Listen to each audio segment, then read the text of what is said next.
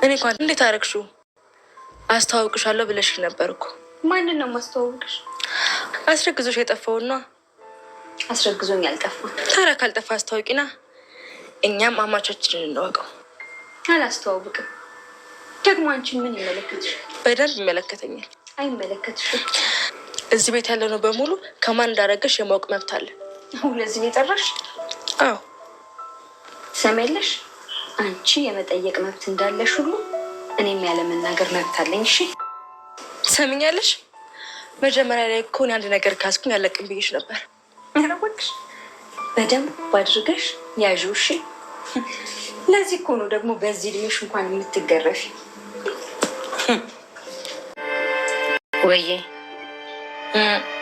ዛሬ የሰላም ስልኬችን ውስጥ አግኝቼው።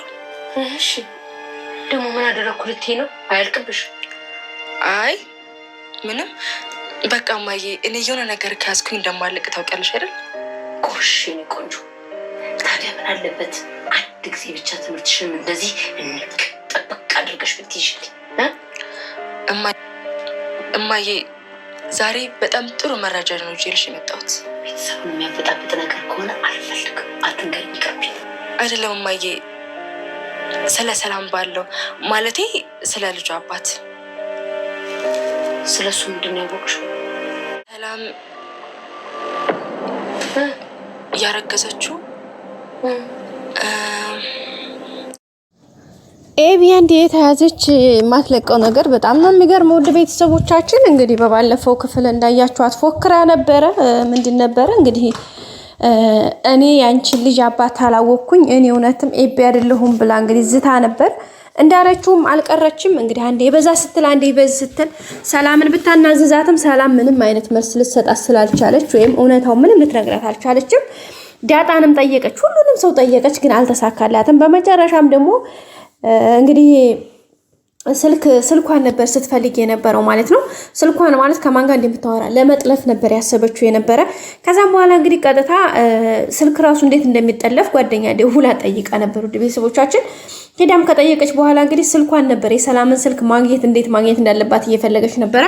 ሄዳ እንትናን ነበረ እንግዲህ ውሃን ስልኳን ሄደሽ ተሰላም ላይ ተቀብለሽ አምጪ እና ኬክ ጋብዝሻለሁ ብላት ነበረ። ከዛም ሄዳ እንግዲህ ውሃም እና ሄዳ ሰላምን ስልክሽን ስጪኝ ብላት ነበር። ለምን ፈለግሽው? ስልክሽ ራስሽ ያለ ለምን ምናምን ብላ እንግዲህ ስታፋጥጣት በመጨረሻ ምንድነው ያለችው? እንግዲህ ቤተሰቦቻችን ያው ውሃ መሸሸግ ስለማትችል ኤቢ አምጪ ብላኝ ነው ብላ ነበር የነገረቻትና እሷ ናት እንደዚህ ያለችው። ሲጀምር ለምን ፈለገችው? ለምን ፈለግሽው? እኔ አልሰጥም ብላለች ብለሽ መልሽላት ብላ መለሰቻት። ውሃ ብትመልሳትም ቀጥታ ውሃ ያው ተመልሳ ወደ ውጭ ነው ሄደችው የነበረ። እንግዲህ ኤቢ እንደምታውቋት ለተንኮል ህይወት ለማንበሳቃቀል ትልቅ ሩጫ ያላት ልጅ ነች ማለት ነው። እንግዲህ ያንንም ወደኋላ አልታገተችም። ቀጥታ ሄዳ ስልኳን እየተከታተለች እንግዲህ ስልኳን ካስቀመጠችበት ከኪችን እንግዲህ ከኩሽና ውስጥ ነው ስልኳን አንስታ ወስዳ የተጻጻፈቻቸውን የተደዋወለቻቸውን ሰዎች እንዲሁም ብዙ ኢንፎርሜሽኖች ስለቃቅም የነበረው ማለት ነው። በነገራችን ላይ አሁን ለወይዘሮ ማርታ እንግዲህ ሰላም ሸሽጋሽ ነበረ፣ የሰላምን ሚስጥር አገኘሁት፣ ያስረገዛትን ባሏን አገኘሁት ብላ ነበር ያለቻትና እንዴት አወቅሽ? እና እማዬ እንግዲህ ሰላም ሸሽጋና ላይ ደብቃና ላይ ነበር ያለችው ማለት ነው። ቤተሰቦቻችን እንዴት አወቅሽ? እንዴት ስትላት ስልኳን እንዴት አጥቼ አወቅኩኝ ብላ ነው የነገረቻት። እውነት ኤቢ ያውቃል ብላችሁ ታስባላችሁ? እንዳልኳችሁ እንግዲህ ልጁ የጋሽ ደረጀ ልጅ ነው። እንዴት ልታውቅ ትችላለች? ምክንያቱም ሰላም ለማንም ያወራችውም ሆነ እየተነፈሰችው የላትም ከራሷና ከራሷ ውጭ ማለት ነው። ኤቪንፍ ጋሽ ደረጃ አያውቅም ይሄን ነገር። ምክንያቱም ያን ሰዓት ነገርዮሹን ያደረገው በስካር ውስጥ ስለሆነ እሷ ነች ፈልገው ስለሆነ ያደረገችው። ሰላም ምንም የምታውቀው ነገር የላትም፣ ማንም የሚያውቅ ሰው የለም። ስለዚህ ኤቢ ታውቃለች ብላችሁ ትገምታላችሁ? ምናልባት ባለፈው እንዳልኳችሁ ወይም ዳጣን ጠይቃት ነበረ። እባክሽ ከዚህ ጉዳይ አውጪኝ፣ ለሰላም ባል ነኝ ብሎ የሚመጣ ሰው እባክሽ አገናኝ ብላት ነበረ። እንግዲህ በዛ መልኩ ሌላ ሰው ፈልጋ ከሌላ ሰው ጋር ተጻጽፋ አግኝታ ሊሆን ይችላል ብዬ አስባለሁኝ እንጂ መቼም ጋሽ ደረጀ መሆኑን እንድታውቅ አትችልም። በጣም ዋሽታሻለች፣ ትልቅ ነገር ነው የደበቀችሽ ነው ያለቻት። እሱን ደግሞ እንግዲህ እንደዛ ነው ብዬ የማስበው። እናንተ ምን ትላላችሁ ቤተሰቦቼ? እንግዲህ ኤቢ በጣም ተንኮለኛ ነች። እንጃ በስማ የምታስበው ነገር ደግሞ ስለ ራሷስ መልካም ሆና ማለት አሁን ለምሳሌ ናታንን የራሷ ማድረግ ትፈልጋለች አይደለ?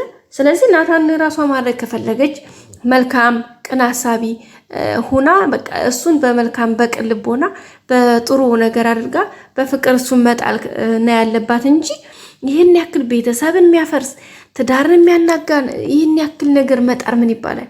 አሁን እውነት እሷ እንደፈለገችው ወይም እንዳሰበችው ተሳክቶላት የጋሽ ደረጀ ልጅ መሆኑን ብታውቅ አሁን ይሄ ነገር ምን ይባላል?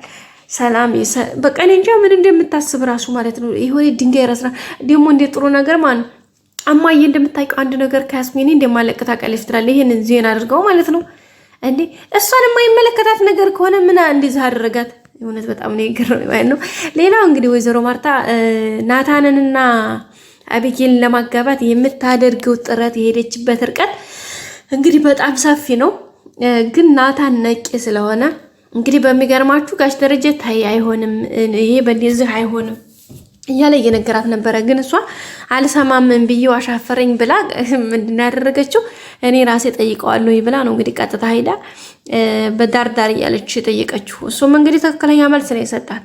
የመጀመሪያ ማግባት አትፈልግም ወይ ስትል አዎ አግብቼ መኖር እፈልጋለሁ፣ ግን ደግሞ የምኖረው እንደሚሞት ሰው ሆኜ ነው ያላት። እውነት በጣም ትልቅ ቅኔ ነው የተናገረውና በጣም ነበር በመልሱ እሷን ቀርቶ እኛን አስገርሞናል ማለት ነው። ከዛ ደግሞ ጠየቀች ጥያቄ ምን ነበር? በሚገርም ሁኔታ ከኤቢና ከዳጣ ማንኛቸው ይመችኋል አለችው ማለት ነው። አስባችሁታል? ከዛ አይ ዳጣን ቢል እኮ ሌላ ጦስ እኮ ለማምጣት ነው። እናት ዞሮ ልጅ ለእናቷ በቃ ቆንጆ ናት፣ ምርጥ ናት። ማንም ልጅ ለእናቱ በቃ አንደኛ ነው የእውነት ማለት ነው።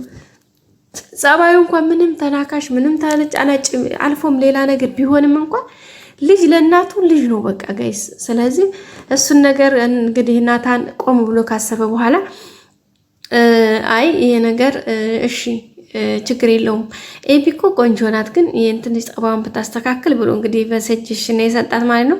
በዛም እንግዲህ እሷን ፈገግ አለች። አዎ በጣም ቆንጆዬ ናት። እንግዲህ አሁን እንደዚህ ናታን እኮ በጣም ነው የሚወዳት፣ ጠይቄው እኮ እንደዚህ አለ ምናምን ነው የምትለው ማለት ነው። እሱ ግን እሷን ሞራኗን ላለመንካት መችስ እየኖረ እስከሆነ ድረስ ያው ሪስፔክት የሚባል አለ፣ ክብር የሚባል ነገር አለ። እሷን ሞራን የእናትነት ክብሯንም ለመጠበቅ ከዛ አንጻር ነው እንጂ ከሌላ አይደለም። ሌላው ደግሞ ጋሽ ደረጀ እንግዲህ ዳጣ ተደጋጋሚ የምጠይቀውን ጥያቄ አንድ ጥያቄ መልሶላታል። እሱ ምንድነው እናቴ በህይወት አለች የለችም የሚል ጥያቄ ነበረ። ተደጋግሞ የሚጠየቀው ጥያቄ ነበረ። እንግዲህ ዛሬ እናትሽ በህይወት አለች ብሎ ነግሯታል።